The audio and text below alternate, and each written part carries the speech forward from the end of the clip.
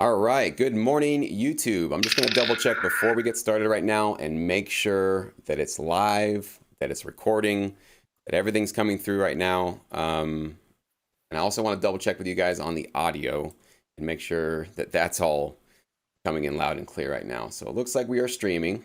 So that's step one. We've got a video coming through. The reason why I got to double check this stuff, guys, is I have never done a live Google Hangout chat. Actually, I've always just done it with I've just done my own videos, basically myself. And so this is a little bit different. And seeing an error on one page, but that just might have been a loading problem. Yeah, looks like we are good to go. All right, so everybody in the chat, please let me know how this audio sounds. Do you hear any weird clicks, buzzes, pops, Nope. anything like that coming through right now? Sounds good. Yeah, nice and clean. Mark Stone, Barton, Kevin, what's going on, guys? Rev, Tiago, Terry, glad you guys joined us. Please give us a little bit of a check right now. Make sure that we are good before we get started. I don't want to obviously do this entire chat and then realize that there was a huge audio problem. So audio good from source 4. Good morning. Weston, how's the audio? Let me know, guys. Hear you clean, Russell. Brenda, thank you. Tony, awesome. Daniel, awesome. Okay, cool. Sounds like we are good to go. So please give us a little bit of a check. Oh, okay, we got an echo from one of our guests here. So make sure we mute all of our speakers there, guys. All right, so I think we are good to go now. Before we get started, I do need to let you guys know that the deadline is quickly approaching. If you are not in Sync Academy but wanted to join us for our current Sync 60 challenge and wanted to be eligible to win this bad boy here, this is the S61 Complete Control keyboard. It might be reversed right now because of my window there, sorry. Anyways, you need to be with us for the entire Sync 60 challenge and be able to mark yes on all of your weekly goals if you want to be eligible to win this. So the deadline is this Monday because that's basically the end of week 1. So you do have at least today and tomorrow to join, but that means you better get working. You got to get busy to get that first week's goal accomplished so you can mark yes on Monday, okay? So there's a link below if you guys want to join us. And if those of you if you're in Sync Academy and you haven't filled out our progress chart yet, I'm going to show you here. This is our progress chart. You should be filling this out. You should have had something filled out. We've got about 100 and I think we had 138, 140 people signed up, but we have a lot more members than that, guys. So we're up to 140, we're at 139, but we have a lot more members than that. And so if you're not aware of what we're doing here, this is the Sync 60 challenge, and this is one way and a very powerful way that a lot of members, and I think everybody here on the chat with me, are going to see the results for themselves as they participate. This is a really powerful way to get something done, and that's the whole point of today's chat, and that's why I wanted to chat with these Sync Academy members, because I want to find out how we can basically share ideas to stay productive right now. And Sync 60 is basically one of my best ideas to do that, is to create a community-wide goal, and we all set our individual goals, but as a community, we are all in this together. We're holding each other accountable because we have that public progress chart. Everybody can log in and see who's marking yes, who's marking no.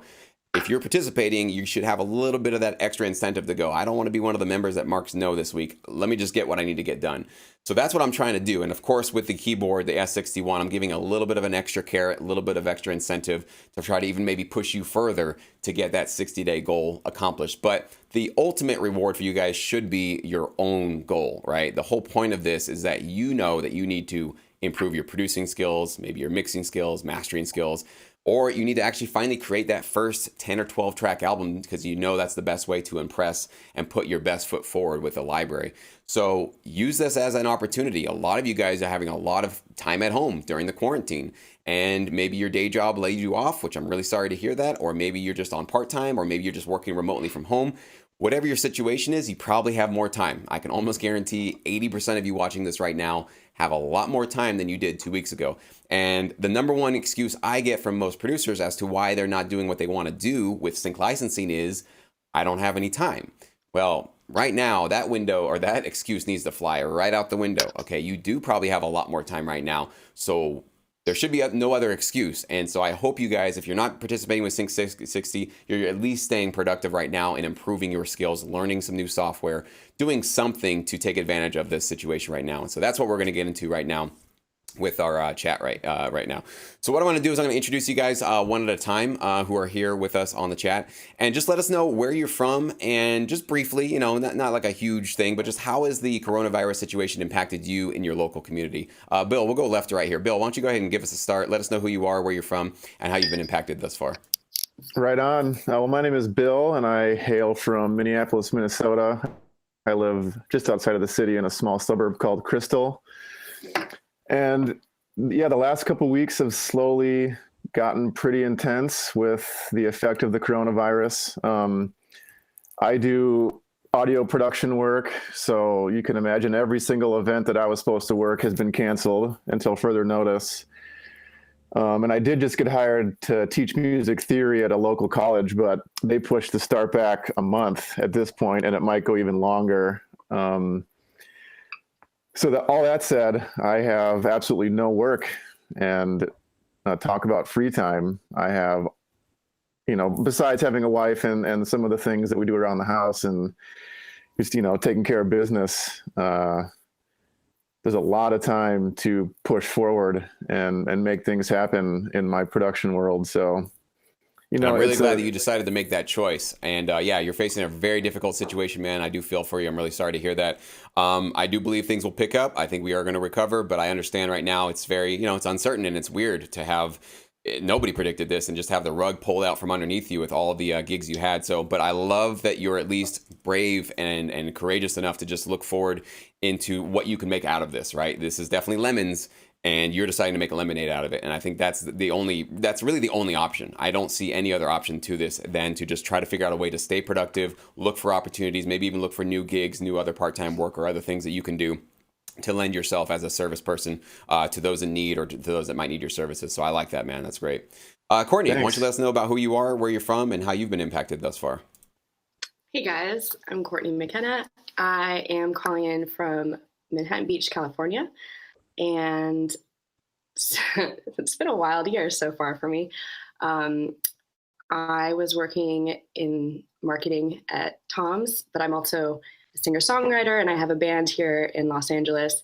And I actually left my job at Tom's on March 2nd, and I had a few shows lined up in New York City. I was supposed to fly out there on the 11th, but obviously those all got canceled. And luckily I wasn't stuck in New York, and I'm still here in California because my friends out there are getting hit pretty hard, and it's just, yeah, it's kind of crazy. But here at the beach, I feel super blessed to just be in my little bubble.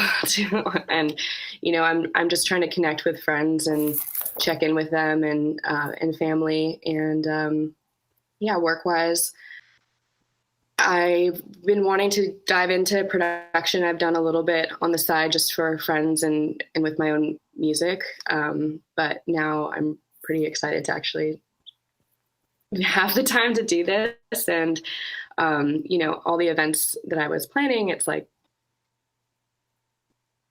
I do believe that they'll come back eventually, and it'll be a really exciting time. But I've been just trying to shift my focus on everything. And I'm actually doing like a lot of virtual writing right now, songwriting with different friends and people. So that's pretty cool.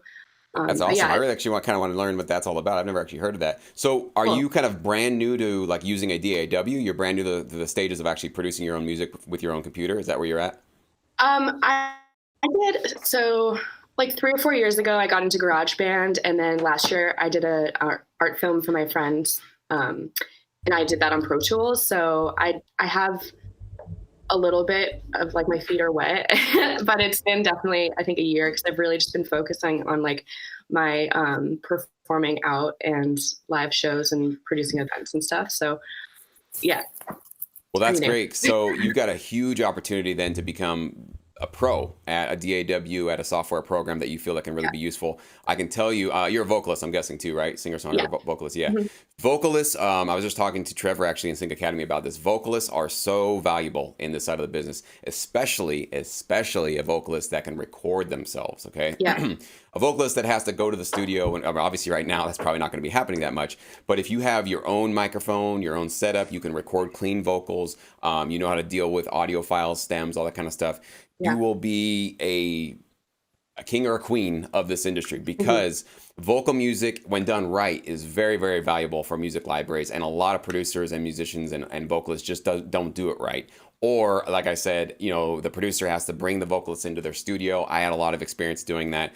Some vocalists are easier to work with others, and it's a lot of work. And if I can work with a vocalist and I don't have to sit there and record them, they can just do all that stuff themselves, but give me some incredible, beautiful vocals that make my track better.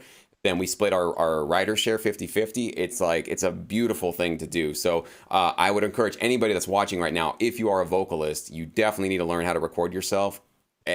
Or at the bare minimum, get familiar with a DAW program, Logic, Ableton, Pro Tools, maybe even just GarageBand. You can do a lot of stuff even with just GarageBand, but I do think probably getting into that next level of, a program that will give you more options is probably a better idea. But take this opportunity right now to get really good at recording yourself, or at least practice it. Because, in the beginning, it's going to be rough, but definitely do that. It'll be very valuable.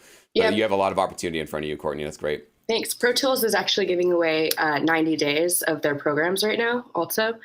And I noticed there's a big need for voiceover work also. So I've been doing some of that as well.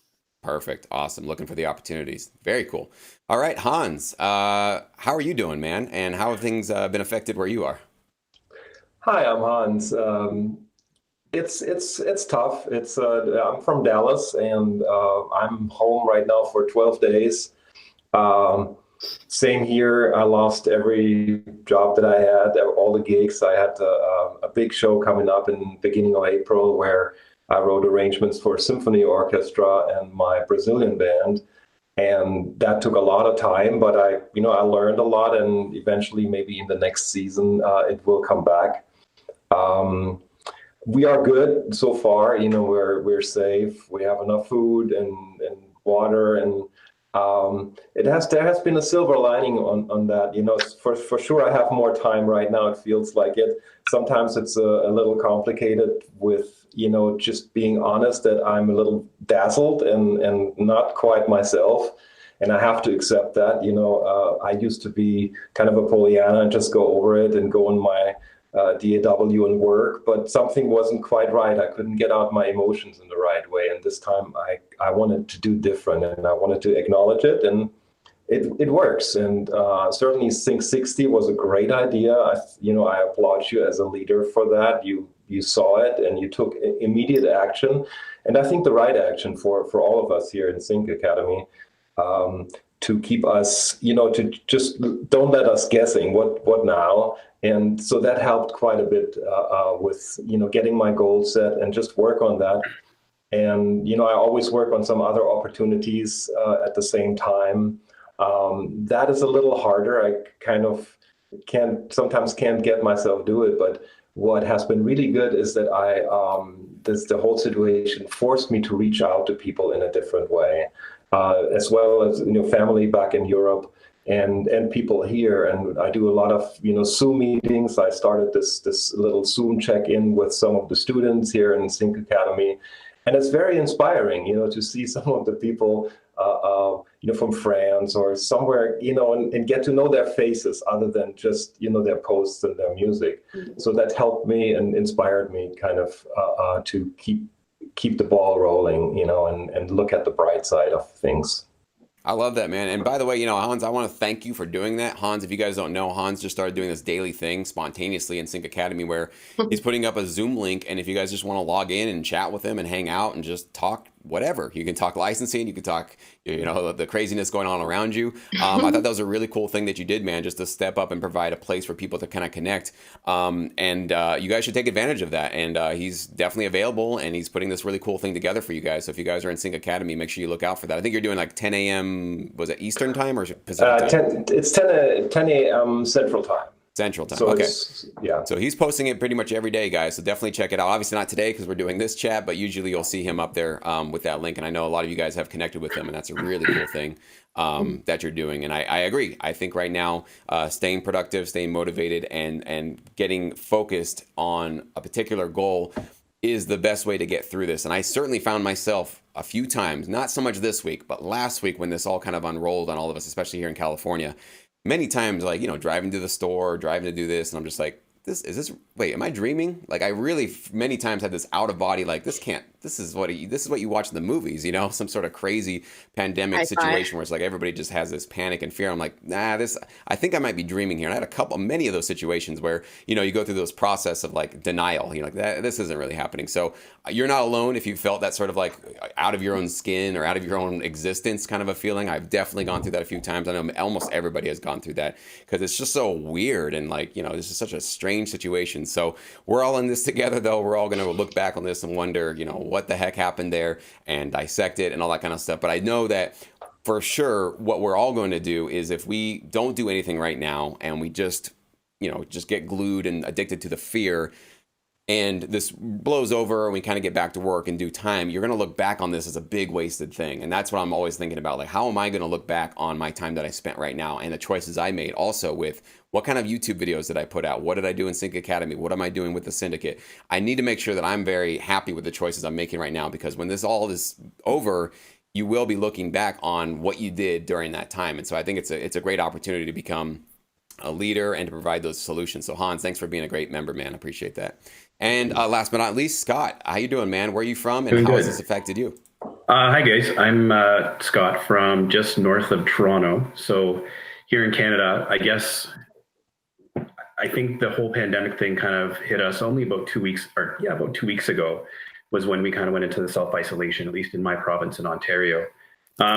It's been scary. I mean, I'm a teacher as well, high school teacher. So I remember like the last week before March break, almost every morning kids would have questions and I'd be like, no, everything's fine.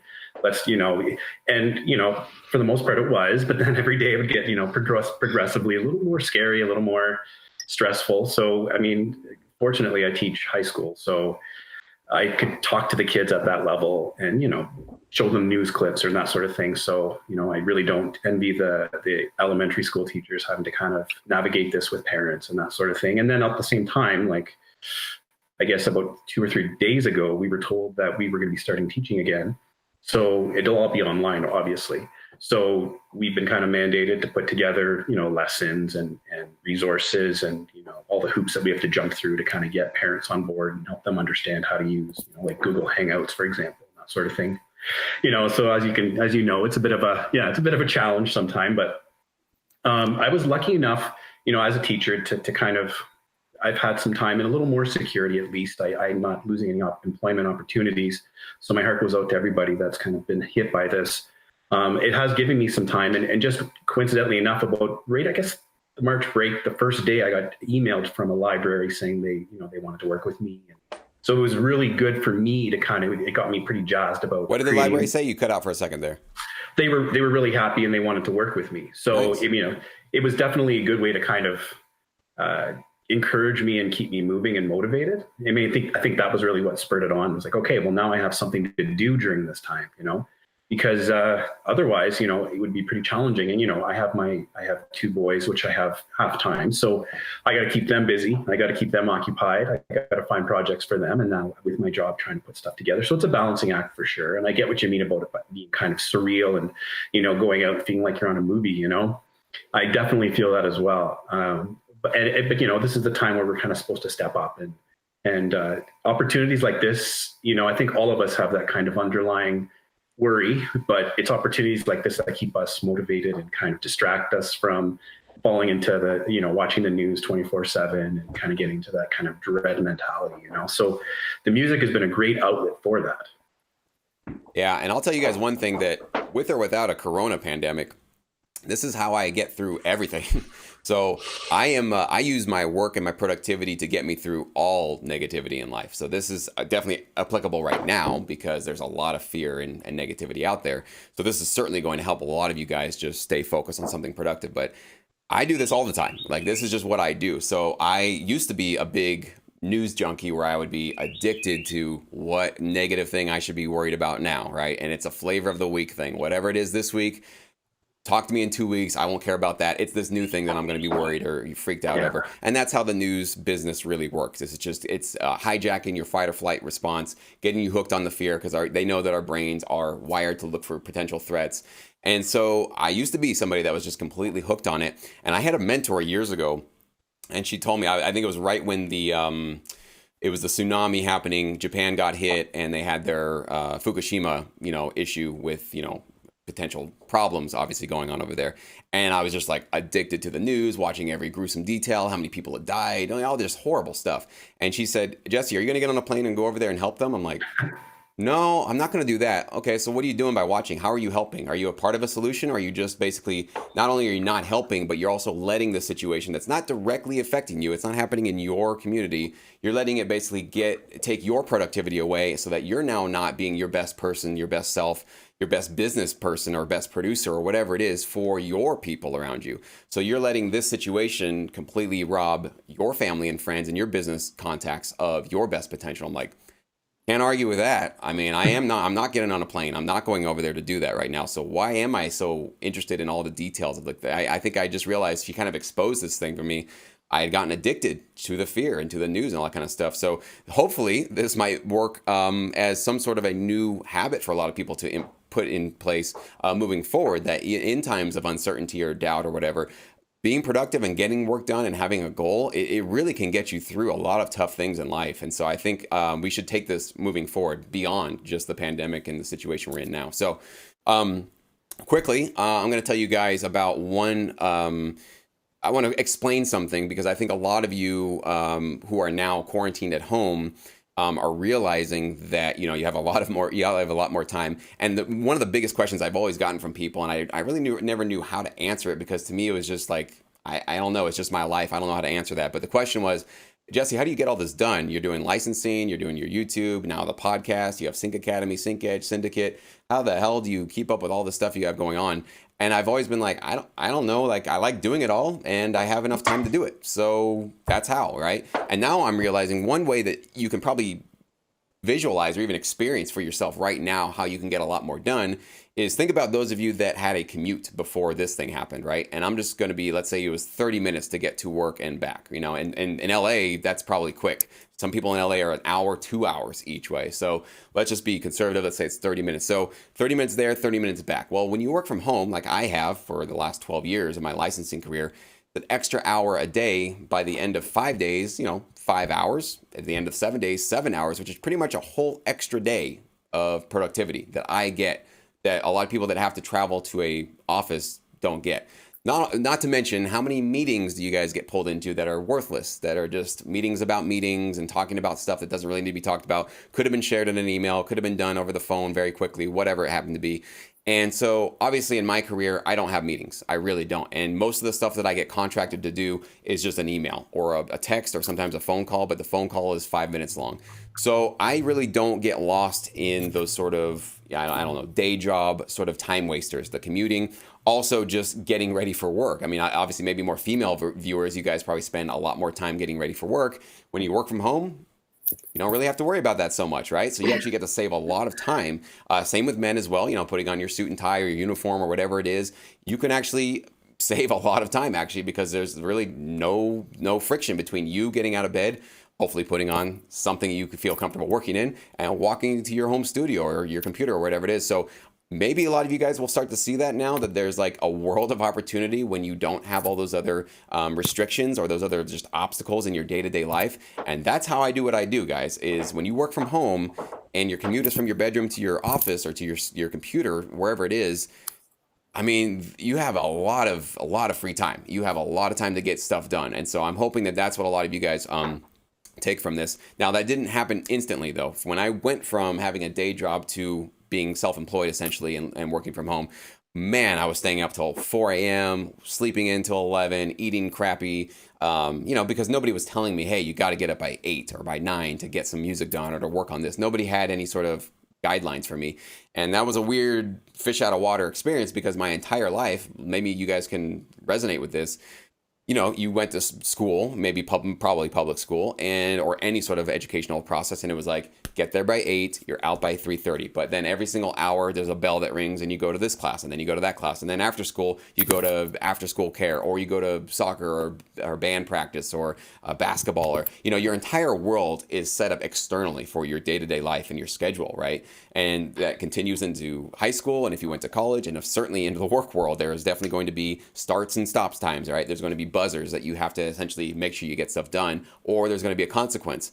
But now when you're home, who's there to give you any of that, right? There's no external force. There's no external consequences for not waking up early and getting something done. You can stay up all hours of the night. You can sleep in and do anything you want essentially right now.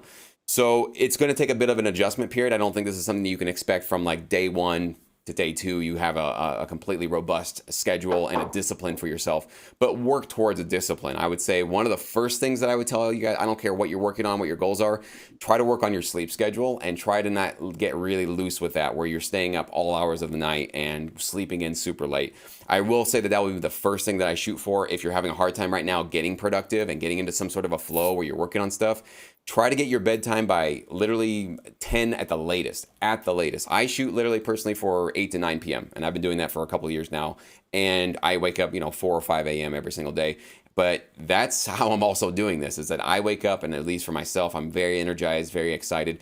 And I also have this I'm a very competitive person. And so I get this sense every single morning that like I'm up before everybody else. Like I'm getting 4 hours of work done before most people even wake up. I love that feeling. I love getting so much stuff done. So if you want to embrace that competitive side of yourself, it's a really good thing to do. It's not a negative kind of competition. It really is going to produce more, I think, just energy within yourself to get up early and start working. So that would be the first thing I would shoot for. But then, of course, listen to yourself, pay attention to yourself. Some things are going to work better for those of you than others. So, but that's what I want to dive into with you guys right now with the chat. What are your obstacles? What are your issues? What are your problems? What's not working for you right now? What are the things that really, on a day-to-day basis, just constantly either distract you from your goals or just, maybe even bum you out a little bit? Or what are the specific things that you've noticed over the last couple of days or weeks that have been a problem for you and have been a real struggle right now? So Bill, why don't we start with you? I think one of the biggest obstacles has been scheduling time in the studio to work, because it's right out back. It's not in the house. I converted a small space in my garage to work from. So I essentially now treat it like my job. So I try to get at least 6 hours every day, or 5-6 days a week, where I know I'm going to be in there from 8 to noon, take a break, go outside, get some fresh air, do whatever I can, go back in for 3-4 more hours until, it's essentially like a 9 to 5 thing for me. And before doing that, it was so scattered. I had no discipline. I was sleeping in and just kind of taking advantage of the fact that I didn't have to go to work. So I think as far as the many obstacles that I think we face in general, that was the biggest hurdle, was setting a schedule and really sticking to it. And it's been a couple weeks now, and I get up and I'm excited to go in and work. And with the challenge, it's like, it's even more pointed now that I've got very specific goals in mind. And, I probably overdid it and added too much, but there's a lot of time to fill. I mean, if I have up to 10 hours a day to fill working on music and production and bettering myself, not as just a producer, but as a human being, I think Hans mentioned the silver lining in this. It's like, I don't know, it's scary. And, it's something that I've certainly never faced in my life before, an actual world pandemic. Even just the thought of that is nuts. And I can't really comprehend it, but I feel like I'm benefiting in ways that I never thought I could, being home and being forced to create my own schedule. And, I'm sure I'll go back to work and that's fine, but I really look forward to hopefully doing nothing but this in the next 5 years, having long-term goals and knowing it's not going to happen right away, knowing it does take discipline. Whoops. Did we lose you a little bit there? And having a community.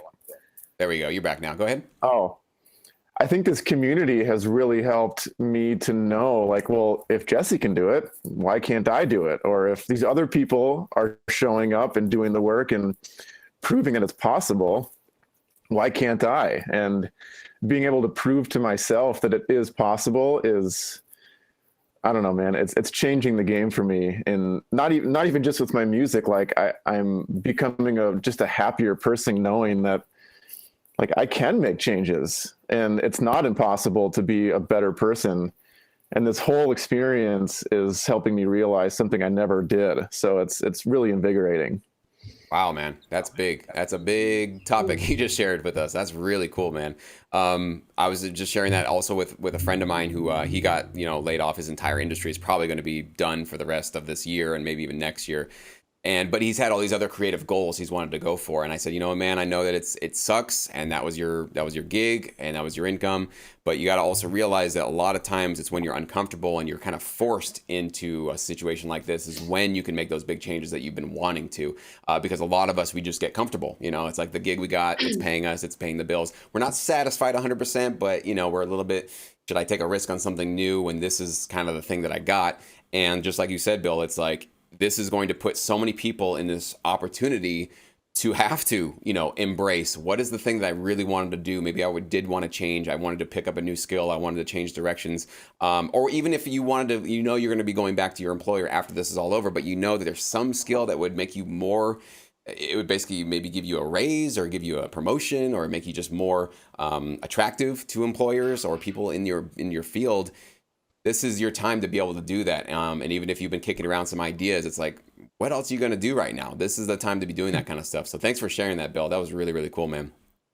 Courtney, No problem. How about you? What are the things that are getting in your way that are really difficult to overcome?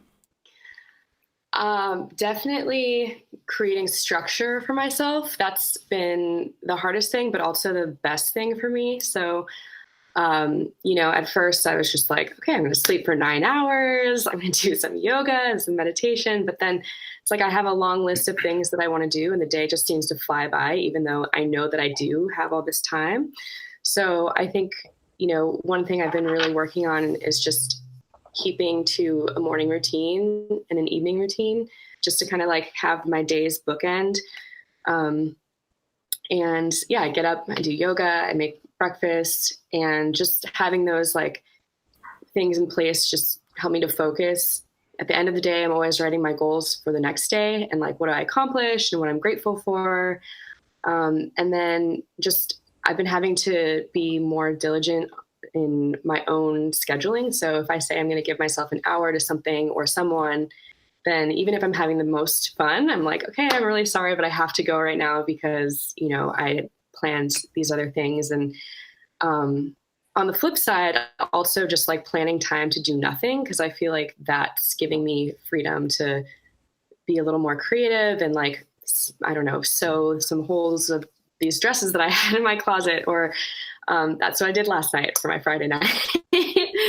And I also have this like really awesome hourglass timer that I was gifted, and you can use a timer on your phone, but this I just really love because I don't need to use my phone and I'm not distracted to like get on social media or something like that.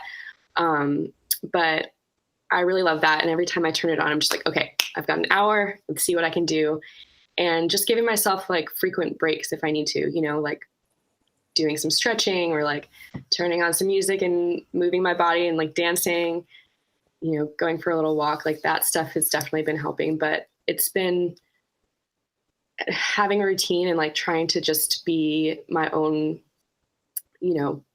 boss has been a challenge, but also rewarding. Like the more that I'm sticking to it, the more that I'm able to see that I'm getting done. So yeah, that's awesome. Yeah. And a big part of it too is like learning about your own incentives, right? Because if you have bosses, usually they're trying to, usually it's going to come down to money. If you do better, they're going to give you a raise, you get commissions, that kind of thing, right? So they try to incentivize their employees to do more work and go the extra mile in order to have some sort of a benefit. But you're right, when you're your own boss, we got to figure out, okay, what are my incentives? Like what are the things that I would feel like would be a treat as long as I get the necessary work done? And maybe like you said, you just set these things up where for you, if it's like doing some yoga or going for a walk or it's just something that you find really, you just enjoy doing, maybe you've put that up as your treat. That's your incentive. Like as long as I get this thing done, which I know I'm a little bit, I don't really want to do it, but I can't get to this really nice thing unless I do this necessary thing first. And so sometimes just structuring your day in that way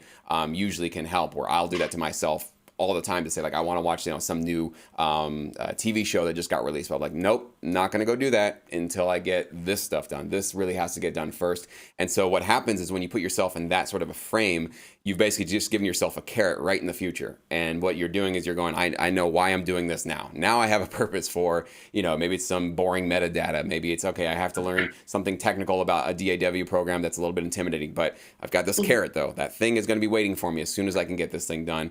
Also the, I think it's the Pomodoro technique. I know some of you guys would probably be able to talk about that more intelligently than I can. But the idea is essentially that if there's something that you should be doing, rather than thinking about the entire task of, let's say it's going to be like a 5-hour thing you have to do, set a smaller goal for yourself. I think some people say 20, 25 minutes kind of thing, but you don't have to keep it 25 minutes. You can literally I think just go 5 minutes. Like just put a 5-minute timer on your clock, on your phone, or like, like Courtney had, if you have a little, whatever, some sort of time watch kind of a thing. Just put like a 5-minute timer on a task that is going to be boring. It's not going to be exciting, not going to be great for you to do, but you got to get it done. So rather than looking at a 5-hour project ahead of you, you're just going to commit to doing it for 5 minutes, maybe 10. You can maybe even go to 20, 25, but zero everything else out. Turn off your phone. Tell everybody in your house, I need some focus time just to get this one thing done. And maybe you can work that time up from day to day, from 5 minutes to 10 to 20 to 30 or whatever. Or you just split it up. Do 5 minutes of something that's not that exciting. Go to 5 minutes that you enjoy more. Come back to this one, whatever works for you, and just kind of pay attention to your own motivational levels as you go through things. And so, basically bribing yourself, it's a really, really effective method, or just shortening the length of time at one period that you are doing something that's not so exciting. These are great techniques. So I think you got some great things or get some great resources, Courtney. Definitely about yourself what you're going to enjoy doing. So you can basically put those things as your bribe for yourself moving forward. Hans, how about you, man? What is holding you up from your productivity or getting in the way? Well, I have been a musician all my life, so I've been self-employed all my life and had the chance to go through all phases of discipline and non-discipline, and sleeping late and having for a short time getting up at 5 and doing that. Since I'm in the academy, I really changed that I was very inspired kind of by your and some other people too that said, I'm getting up at 5 and just do my thing. And I did that.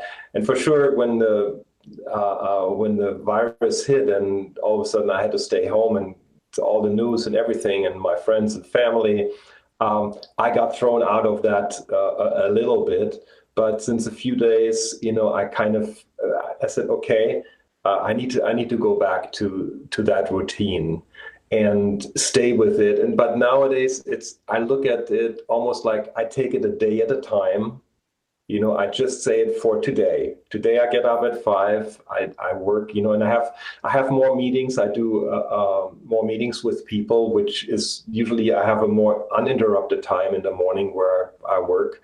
And now I have several meetings in the morning where it interrupts me and where I can't do music. But it is okay because I realized for myself that those actually keep me sane. Right now I'm more. Before I wouldn't take a telephone call. Now I am taking a telephone call because I want to be of service. And I think that just for my personal health, mental health, if I'm of service, if I can be of service to somebody else, sometimes I weigh that more than my own desire to create something, right? And then the challenge is to find a balance when I have to say, okay, I can also exert myself. I can feel great if I'm of service, and all of a sudden I realize I've done it for days and days and days, and I'm completely out of energy. And so what am I going to do now? I'm not of use for anything. I'm not able to help anybody or to be there for anybody. And I can't do what I love most, being productive, because that is when I'm productive.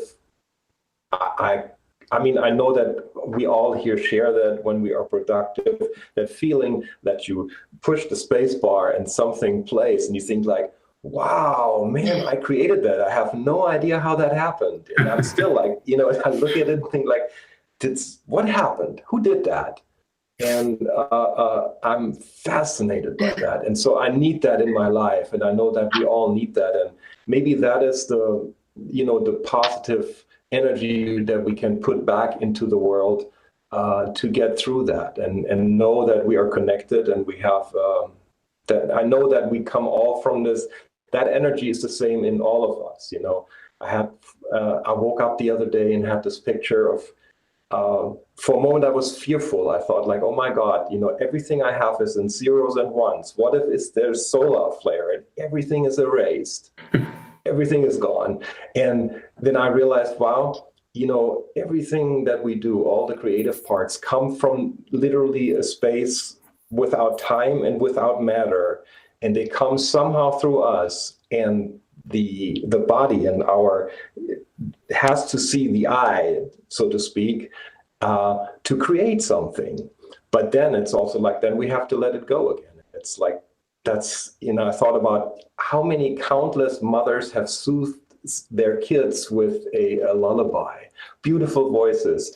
How many people have played in churches and temples and have made music, and none of this is available now. Only through us, when we create something anew, it gets life.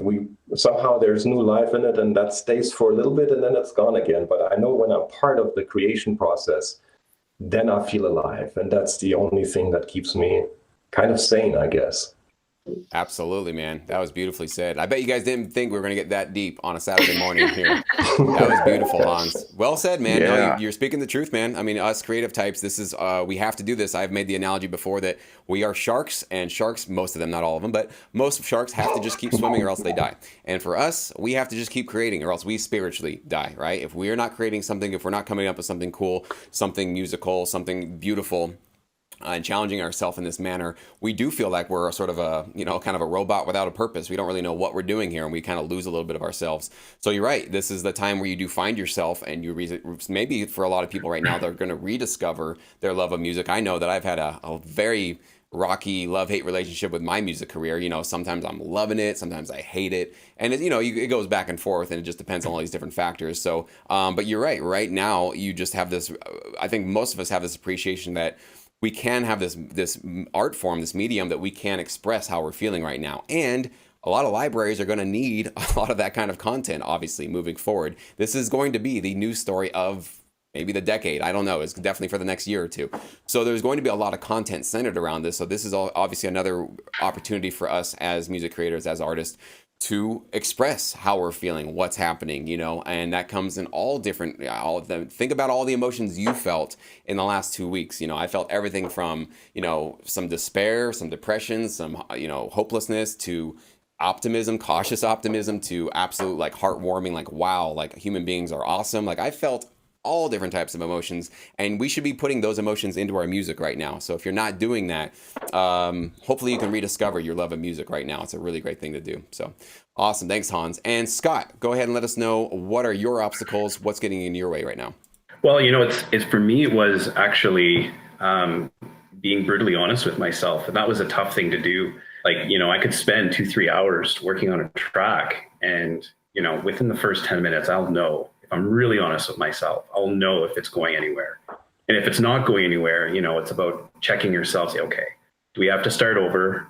Or like Courtney said, do we need to stop and take a break? Do we need to kind of go for a walk or do something completely different, But so for me, it was definitely about being honest with myself, knowing.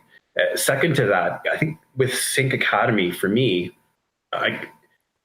I think what really helped was the feedback corner, was really what started everything for me, because I kind of got jazzed about when I sent something in and people are like, oh, I'm really feeling this. Oh, I really like this. Or yes, there'd be some criticism, which is what it's for, but it really helped me. So over time, I kind of got off of other social media. So I kind of was like, no, I'm not going to, I used to post to Instagram with all my music and that, which was great. But I didn't get that same jazzed feeling after. And I think I needed to use that to motivate myself and, to be in a group with other like-minded people that have that kind of that innate feeling like, I got to create something. And if I don't create something soon, I'm going to snap. And I have that feeling for sure. So it is really, really interesting to hear everybody else kind of describe it in their own way. I just thought it was ADHD, like I was like, okay, well, I got to do something or I'm going to go crazy, So, definitely being honest with myself was something that I had to really challenge myself to do. And the other piece was, I think, micromanaging and building little projects for myself. So, for example, I'm trying to learn a new style of hip hop right now because my last album was very specific to a certain genre style of hip hop. Now I'm going to try a different kind. So I'd go online and looking up tutorials on how to change my bass lines to glide better, to have a better punch to it, different samples, different style, different tempo, different cadence to it. So by kind of challenging myself, but still staying within my wheelhouse, it's been really helpful. And I think, as time goes on, who knows, maybe I'll start creating different styles of music. Maybe I'll start kind of branching out to different, orchestra or whatever the case is. But the sense that I have to identify what I'm feeling. How am I going to get that on paper, but on computer? And is it productive, or am I just wasting my time? Am I going down that sample black hole where I'm searching up samples for like 3 hours, and at the end of it, I haven't really come up with anything? So that's certainly something that has challenged me, but has really helped me kind of grow as a musician. Awesome. Well, I do want to talk about that. We had talked about before we went live here, this problem that we all get kind of lost sometimes in sample hell, where you're like looking for particular sound, especially when you're in the middle of a creative process, right? You start the track, big, I'll tell you guys this is just something you should never, ever, ever, ever do again. A lot of you guys are probably doing this. You're starting a session with one track, and you find a synth or a guitar or whatever it is. You come up with a cool little riff or a lead melody, and then you're like, okay, what do I want to put on top of that? Maybe a bass. And then you basically create a new track and then look for a bass sound. Wrong way to do it. At least in my opinion. This is a much more, I have a much more effective way to ensure, because what happens when you do that, you're going to get stuck, guaranteed, because at some point, everybody watching this right now, you've been stuck at some point when you know that there's something that needs to be added to the track, but you're just next, no, that's not. Yeah. And then 30 minutes later, you're like, what was the idea? The inspiration, as Hans was saying, that inspiration that came from the ether, it kind of dwindles and fades away if you're not feeding it with some new energy, right? So let's not do that anymore. What we should do is we should pre-stack our sessions with sounds we already love and are already appropriate for the style we're going for. Very important. Now, how do you find those? Well, obviously you start with your reference track. So let's say you were going for an orchestral trailer piece or something like that. Find an orchestral piece of music that you think is A+, rock star quality, incredible, well produced, well mixed, well mastered, maybe even has also already been placed in major ads, major trailers, major movies, right? So find a way to get a copy of that and either just keep it up on another, window right next to your DAW, so you can just always reference it and listen to it, or get the actual audio file and import it into your session. So in Sync Academy, we have a tutorial where I think it's called How to Analyze a Reference Track. And I literally do walk you guys through an orchestral track and look at the notes that I give you guys for all the specific qualities that I look for. So I'm looking for all these specific things in this reference track. And before I compose one note, before I come up with any musical ideas, I go and find these things and I stack them into my session before I start composing, right? Why? Because as I compose each part, I don't have to go search for the next thing. I already know that this reference track has, let's say, a string, horn section, some percussion, maybe electric guitar. It's kind of like a hybrid thing with some rock in it and a bass, and maybe some swooshes, impacts, kind of transitional effects, okay?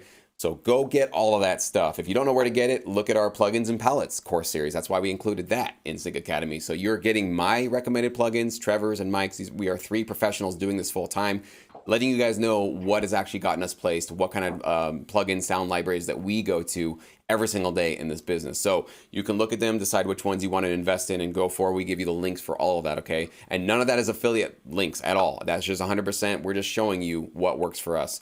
So get the sounds that you need and stack up your session before you start composing. I guarantee if you do that, you will not get lost in the sample, hell, where you're just looking through sounds and just never finish your track because you lost motivation. The other thing that you can do right now as well is you can start creating your own sound library. So let's say, Scott, what genres do you primarily produce? Typically hip hop, more contemporary hip hop, okay. Some trap. Okay, cool. So hip hop and trap, easy, right? So what you need to do right now, I don't know if you use Splice, I don't know where you get your samples, or like we were talking about, there's like, everybody and their grandma now has a sample company. So wherever you want to get those sounds, start digging and spend maybe a full day. That'll be 1 year goals just for an entire day.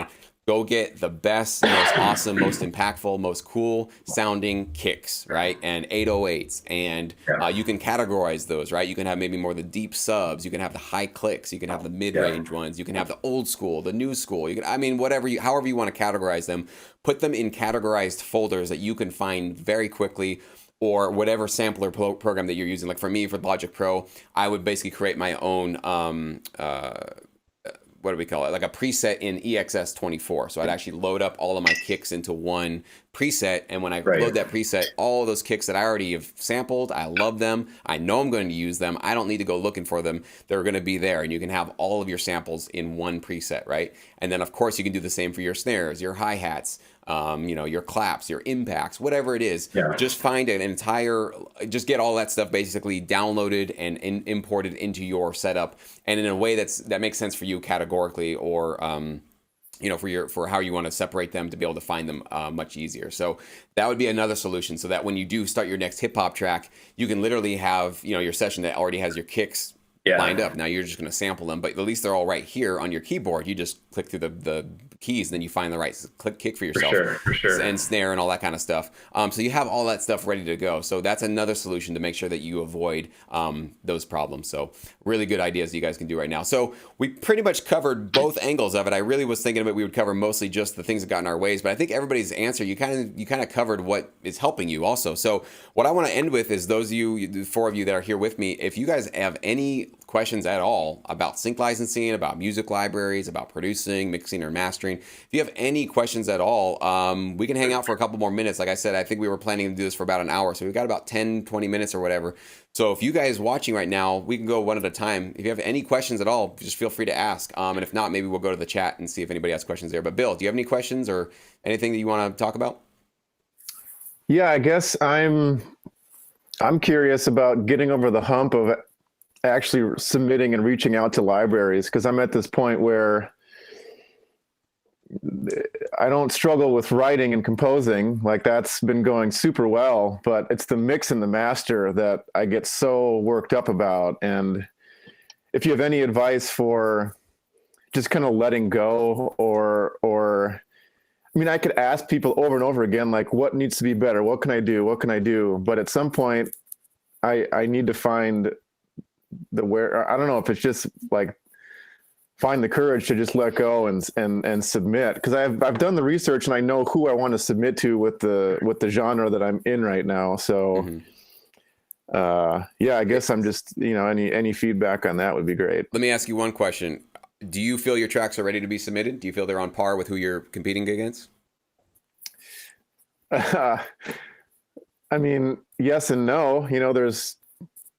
I don't know. I guess I think so, but my ears, I haven't really been a producer. I've done more like concert work and stuff like that up until now. So, to my untrained ear, I think it's pretty close, but I guess I don't have the ear to really know for sure. Yeah. Okay. Yeah, I'm just questioning because obviously it is out of our control, because you can think that you have everything ready to go, but it obviously is ultimately up to the library. But sometimes I find, because there could be two issues here. One is that your tracks, and there's my dog in the background. Sorry, she's playing with my drum set now.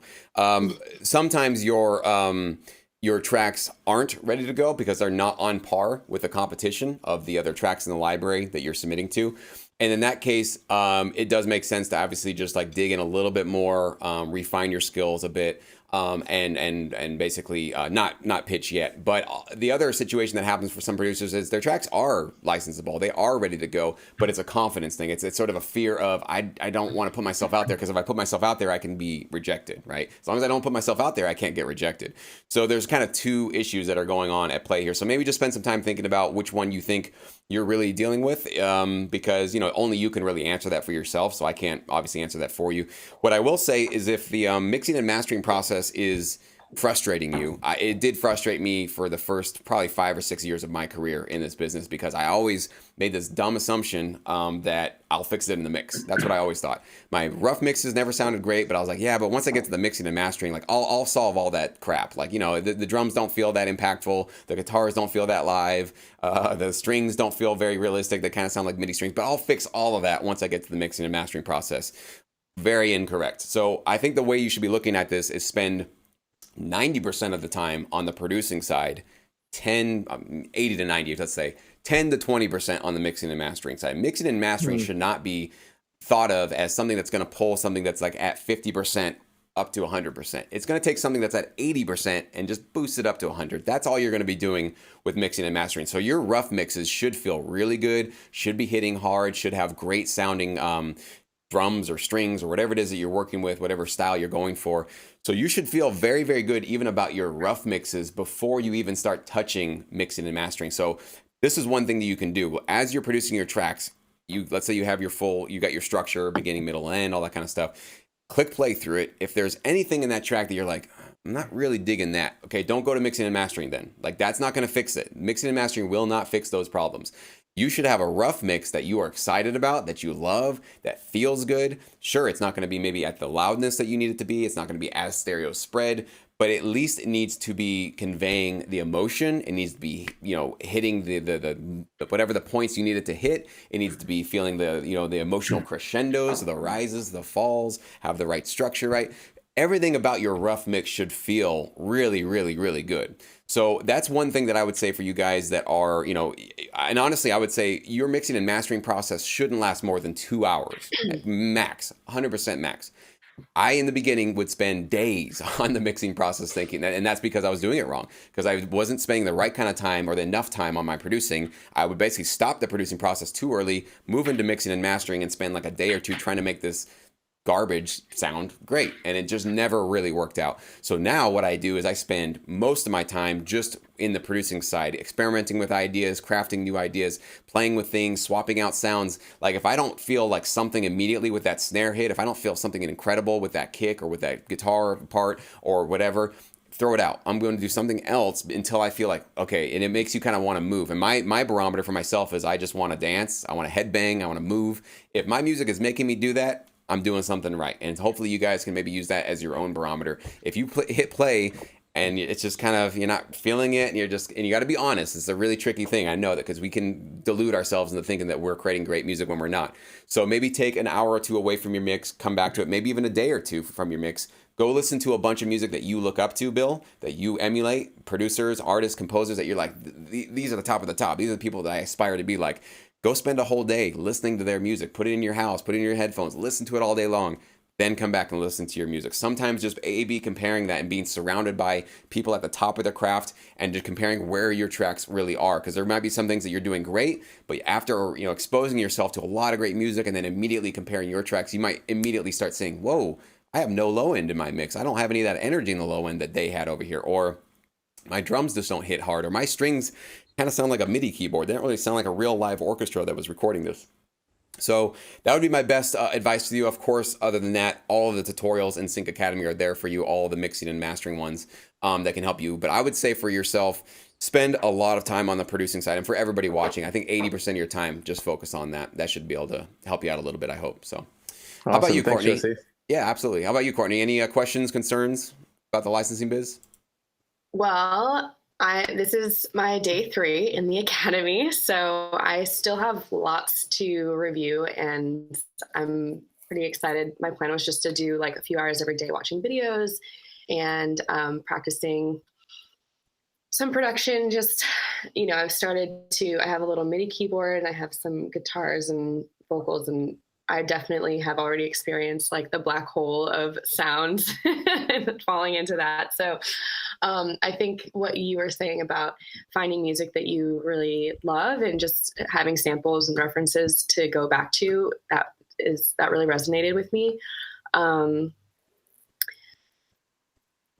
Yeah, I mean, I'm actually curious.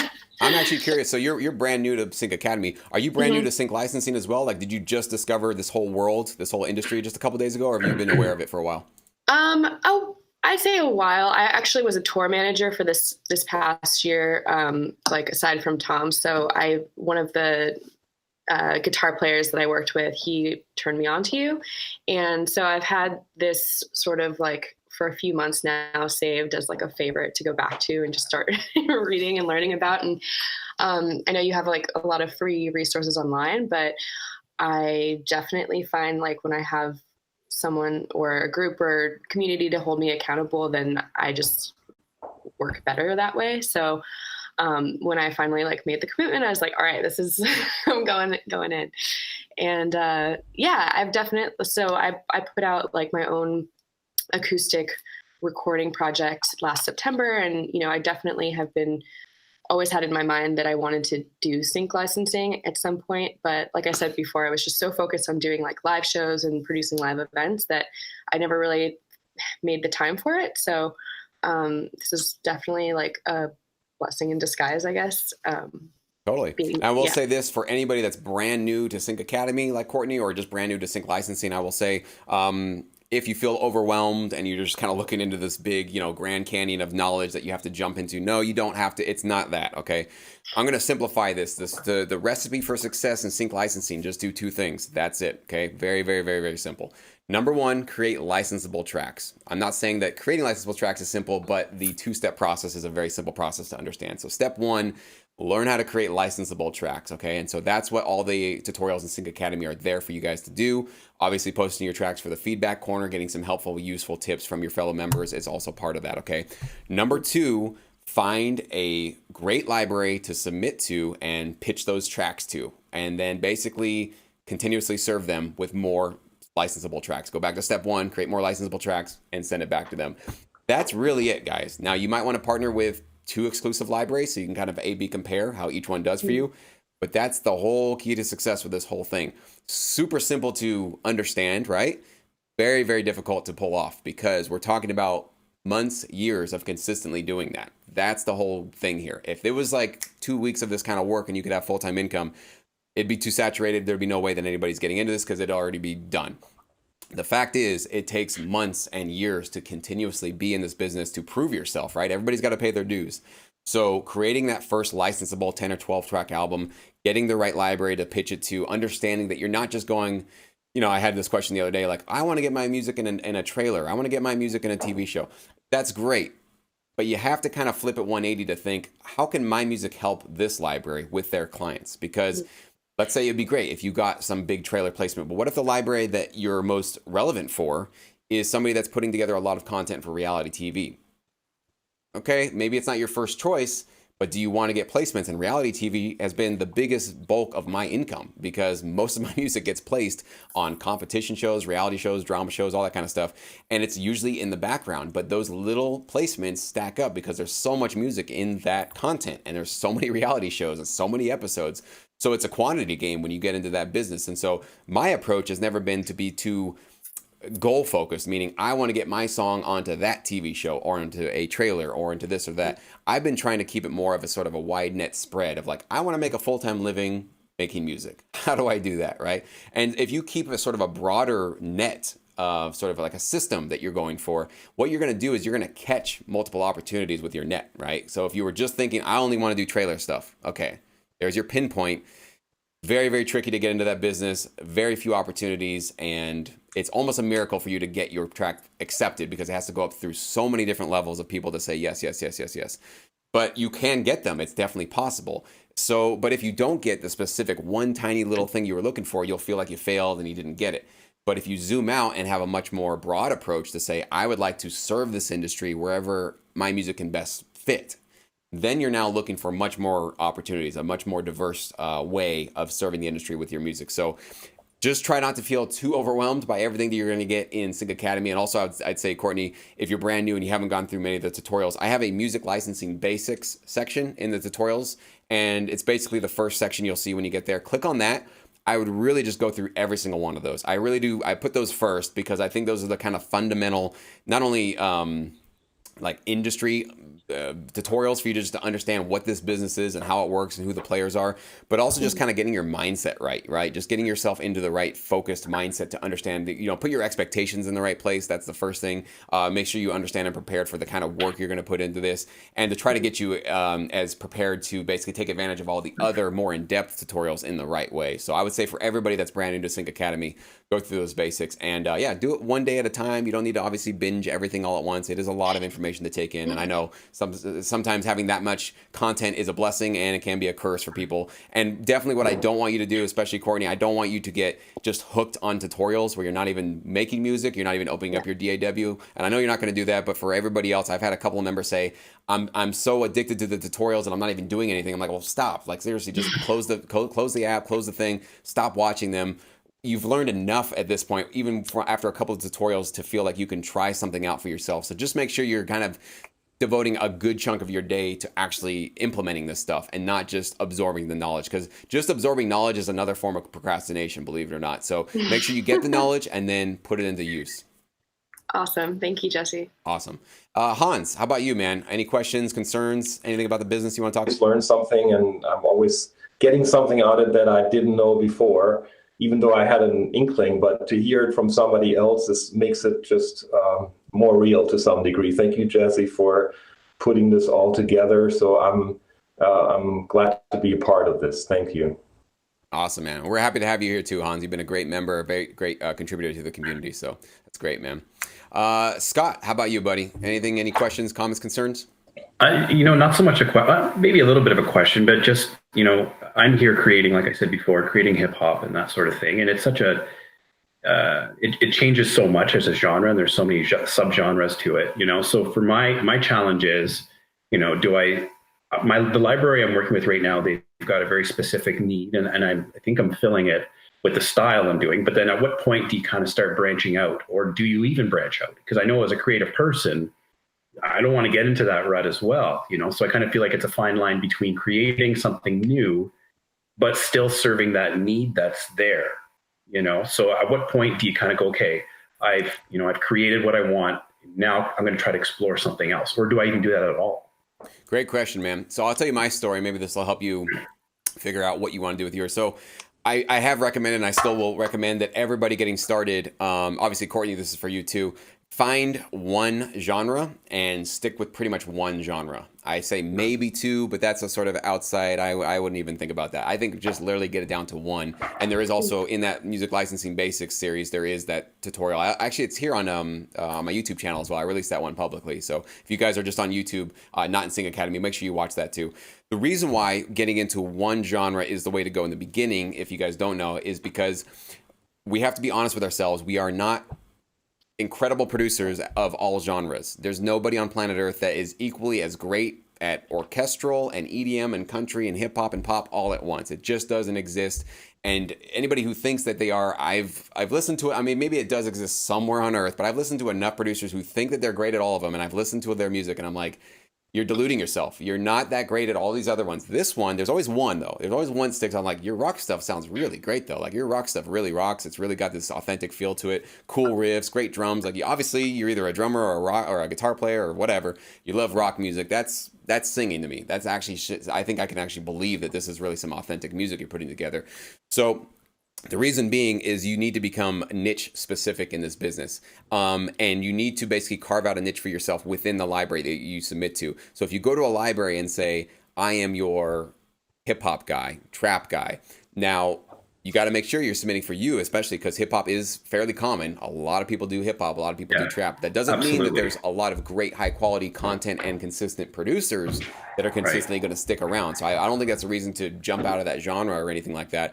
But you just got to make sure that when you submit to a library, you don't want to be, let's say they have 40,000 rock tracks. You don't want to be the next 12 they throw onto the pile, right? Exactly. You're probably not going to be able to find a niche for yourself. So one thing you can do if you're interested in not, if you find that most libraries you're looking up, they kind of have just stacks of hip hop tracks and kind of what you're doing, and you're like, those are pretty good too. I'm not really, unless you feel that your tracks are just like on 10 and theirs are 6s, right? And you're really just like going to knock them away and blow them away with the quality. If you feel like you're in that situation, you should be pitching to those libraries because you're going to be upping their game, and you'll start to actually probably get those opportunities because you're the higher quality producer. But if you're finding over and over again, I don't see a place for myself there, I don't know about this, how about that, I would say rather than getting out of hip hop, maybe think about hybrid styles that you start to incorporate into your hip hop. So basically you keep the hip hop drums in place, and especially with hip hop, when you're going to do like hip hop / rock or hip hop / orchestral, keep those hip hop drums always. That's usually the hip hop is really all about drums. It's all about that rhythm, all about that swag. If you don't have that underneath the track and it doesn't feel authentically hip hop or trap or whatever it is, you can call it hybrid, but it just won't feel right. There'll be something kind of strange about it. So I think, especially with hip hop, just always keep those drums underneath it. So think about, you can add, some cool live guitars or some orchestral elements, or maybe EDM, or, you can go into world, even really cool stuff. So as you're searching your libraries, I would say, rather than like getting out of your comfort zone of hip hop and trap, just start infusing maybe some other things. So you might find that one library, they got 40,000 hip hop trap stuff, but they have no hip hop orchestral, right? Or no hip hop rock. Sure. Right. And they might, and also with hip hop rock, you can go back to Beastie Boys hip hop rock, or you can go Linkin Park hip hop rock, or even more modern stuff. So there are so many different like eras and sounds and vibes you can go with hip hop rock. So I would say, rather than thinking about getting out of there, add something to your repertoire. In my career, I started off as pretty much the rock guy. I mean, I had a little bit of a hip hop rock thing going on, but really because I played guitar and I was plugging in my guitar, that was my sort of brand with the first library that I worked with. As I reached out to a second library, I told them that I do rock. Here's what I do. But I did have a couple of tracks that I was pitching that were a little bit on the softer rock side. One of them caught their ears, and they said, you know what? We've already got like 3 guys that do rock here, but this kind of adult contemporary sort of pop rock thing you have going on here, this is interesting. We could actually get a lot of placements with that. Could you maybe create an album of that material? So sometimes you can put together something that's related to your forte, right? So, soft rock is very related to rock. It's not like I sent them a country song. It was like within the world, right? So you might want to try experimenting with some sort of, auxiliary genres that are very close to your specialty. For sure. But what I would say is that you start, probably for at least the first couple of years, just become their hip hop guy or hip hop rock guy or whatever it is. Just become the solid person that when they need this sound, they need this style, you're the guy, you're the go-to person for them, okay? And then as time moves on, you reach out to other libraries, or even that library goes, you know what, Scott, you're giving us some great stuff. We kind of have this other thing that's not really in your wheelhouse, but like, you want to give it a shot, you're going to get those opportunities. Trust me. I get those opportunities even to this day. They'll say like, we know you're not really the, country guy, but we need some music. We love what you put together. You want to try it? And hey, that would be an opportunity for you to absolutely dive into something new and give it a shot. But I don't think right now in the beginning stages, you want to be, okay, today I'll do country, tomorrow I do hip hop, then I do rock. No, I think you're going to be spreading yourself way too thin, and you're not going to be, marketing yourself appropriately to libraries. So does that make sense? So let's say I finish an album. Let's say I drop, because I think I've got 12 tracks that are hip hop that I'm submitting to them. After that, should I just keep continuing to submit the hip hop stuff? Or, is it quality over quantity? Or, obviously it's all going to be high quality, but does quantity matter in that case? It depends on who you're submitting to. So always the first thing to double check with is the library, right? So you get, let's say, for everybody watching, you have your 10 tracks. Let's say you get them done with Sync 60, or at the end of the 60 days, you got a 12-track album.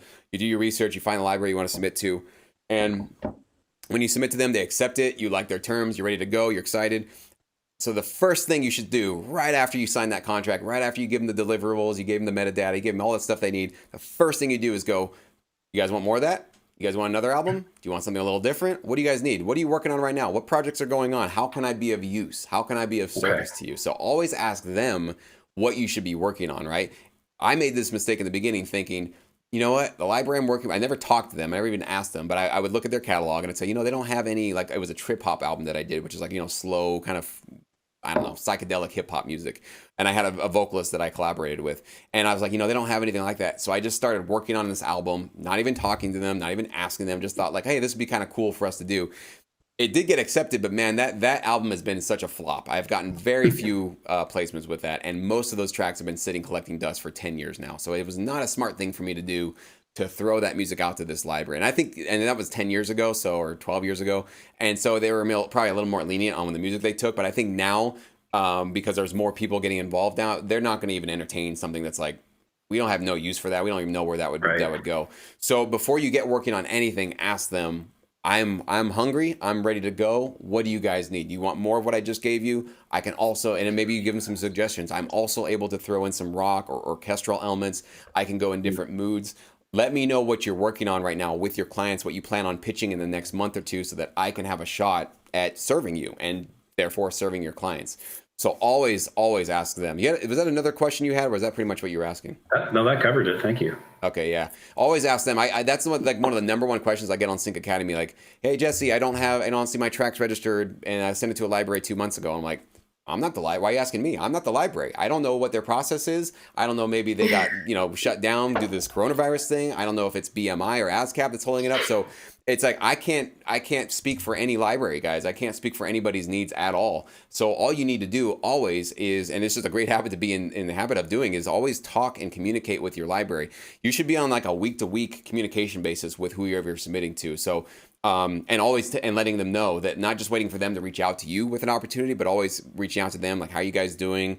Hope you guys are holding up okay with this craziness. Just let you know that I'm here to work. I'm ready to do whatever you guys need. What are you working on, by the way? Is there anything that I can do with my skill set that can, supply you guys with music for the projects that you guys have coming down the pipeline? Or maybe even like, let's think about Christmas time right now, right? Let's think about what are you guys going to be doing in the fall and Christmas? So you can be just as proactive. You don't have to wait for somebody to tell you to start working on something. And I can tell you that a library will love you way more if you're the one being proactive, if you're the one that's actually offering them ideas and suggestions and basically just being of use to them and trying to make their lives as easy as possible. They're going to love you way more than the producer that's just sitting on their thumbs, not giving them anything, not communicating, and just waiting for somebody to tell them what to do, right? So you guys can see that as a library owner, they would love working with you much more if you be proactive. So I think that covers it, guys. I want to appreciate you guys. Thank you so much for joining me. That was really, really fun. And we're definitely going to do this again. I know I had about like 4 or 5 of you that wanted to join us. I just wanted to limit this. I think when you get past 4 or 5 people, it gets a little chaotic and crazy, and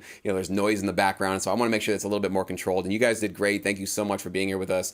It was a really great chat that you guys had. I know that I learned a lot from you guys in terms of what's working for you, staying productive right now during this crazy time, and also what might be getting in your way and some obstacles. So we're going to do all that we can to continue to provide you guys with those resources in Sync Academy, through Sync 60, through the tutorials. We actually got a large list of tutorials actually about to drop on April 1st. Trevor and Mike have been working overtime the last couple of weeks because we know that you guys have more time on your hands. So we want to be delivering a lot of hot new content for you guys, including, I think we're going to be releasing the next sort of step of our plugins and palette series. So before, we were kind of telling you guys about the actual sounds that we use in the producing side of it, where you should be spending 80% of your time.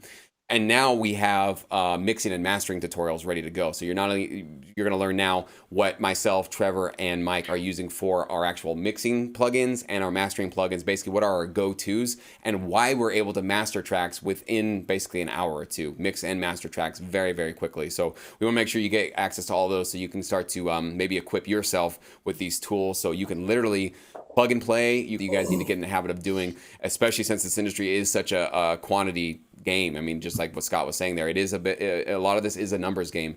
Right now I'm working on a project where it's like as many tracks as I can crank out, obviously keeping good quality, but as many as I can get out, the more placements I can potentially get with this opportunity I'm working on. So time is of the essence, and so you really can't afford to spend a whole afternoon looking for that perfect kick or that perfect mixing plugin or whatever it is. We just don't have that luxury in this business. We got to make sure that we're much more efficient with that to keep ourselves moving forward. So thank you guys so much for watching. Thanks to all you guys in the chat. We've got 73 of you guys watching here on YouTube. I appreciate you guys.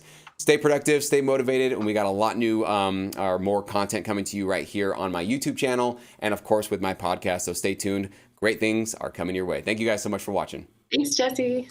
Thank you. Thanks, Jesse.